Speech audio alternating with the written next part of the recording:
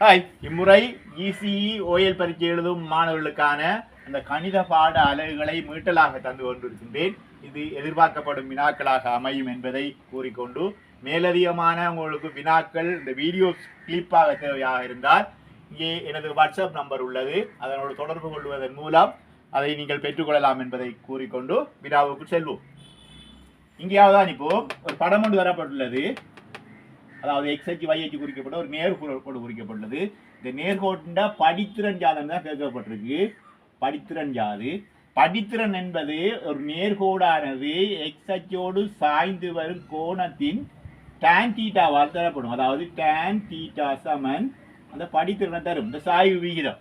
இந்த சாய்வு விகிதத்தை எப்படி காணலாம்னு சொன்னால், அந்த படித்திறன் சாய்வு விகிதம் எப்படி காணப்படும் என்றால், ஏதாவது ஒரு வையாள்கூர்ல இருந்து இன்னும் ஒரு வையாளூரை கழித்து ஒரு எக்ஸால்கூர்ல இருந்து இன்னும் ஒரு எக்ஸால்கூரை கழித்து பிரிப்போமா இருந்தால் அதன் படித்திறன் பெறப்படும்.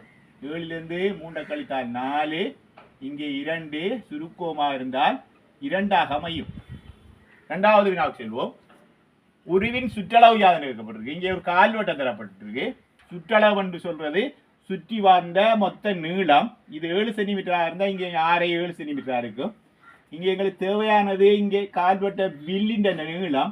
ஒரு வட்டமாக இருந்தால் அதன் சுற்றளவு சுற்றி வந்த நீளம் 2πr தரப்படும். இங்கே கால்வட்ட வில் எங்களுக்கு தேவை. ஆகவே அதன் மொத்த சுற்றளவு கால் தர 2πr சக 7 7 14 அமையும். பிரதியிடுவோம். கால் தர 2 தர பை மாறிலி 22 7 அமையும். 6 7 இங்கே 14. சுருக்கமாக இருந்தால் இங்கே 11 பெறப்படும். அது 11 சக 14 25 சென்டிமீட்டராக அமையும் இதன் சுற்றளவு. மூன்றாவது வினா, ஒருங்கமை சமன்பாடு தரப்பட்டிருக்கு. இதை தீர்க்காமல் எக்ஸ் சக y என்ற பெருமானத்தை காணணும். அவை தனித்தனியாக நாங்கள் எக்ஸ் வையை காண முடியாது. நேரடியாக எக்ஸ் சக வையை காணணும். அப்போ இதுக்குரிய நுண்ணறிவு இங்கேயாவதான் நீங்கள் இது ஒன்றாகவும் இது 2ஆகவும் எடுத்துக்கொள்வோம். ரெண்டு சமன்பாடையும் கூட்டுவோம். இடது பக்கத்தை இடது பக்கத்தோடும் வலது பக்கத்தை வலது பக்கத்தோடும் கூட்டுவோம். 2x-ஐயும் 3x-ஐயும் கூட்டும் போது 5x பெறப்படும்.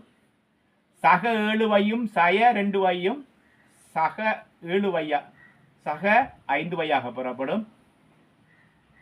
இங்கே 10 5 15 பெறப்படும். 5ஐ பொதுவாக எடுத்து பிரிப்போமா இருந்தால், அதாவது x சக y சமன் 15/5. ஆகவே x சக y சமன் 15 சுருக்கமாக இருந்தால் 3/5 இருக்கும். அடுத்த வினா, செங்கோண முக்கோணம் ஒன்று தரப்பட்டுள்ளது. அதன் நீளங்கள் குறிக்கப்பட்டுள்ளன. இதை வைத்துக்கொண்டு சைன் தீட்டாவின் விகிதம், அதாவது tan தீட்டாவின் வீதத்தையும் எழுதுனாங்க. சைன் தீட்டா எவ்வாறு தரப்படும்? சைன் தீட்டா சமன் எதிர்பக்கத்தின் செம்பக்கம், அதாவது தீட்டாவுக்கு எதிரே உள்ள பக்கம் 3ஆகவும் தீட்டாவின் செம்பக்கம் 5ஆகவும் உள்ளது. அதன் விகிதம் 5/3 அமையும். அடுத்தது tan தீட்டா எதிர்பக்கத்தின் கீழ் அயற்பக்கமாக அமையும். அது tan தீட்டா எதிர்பக்கம் இங்கே 3ஆக உள்ளது, அயற்பக்கம் 4ஆக உள்ளது. அது tan தீட்டா 4/3 அமையும். நன்றி மாணவர்களே.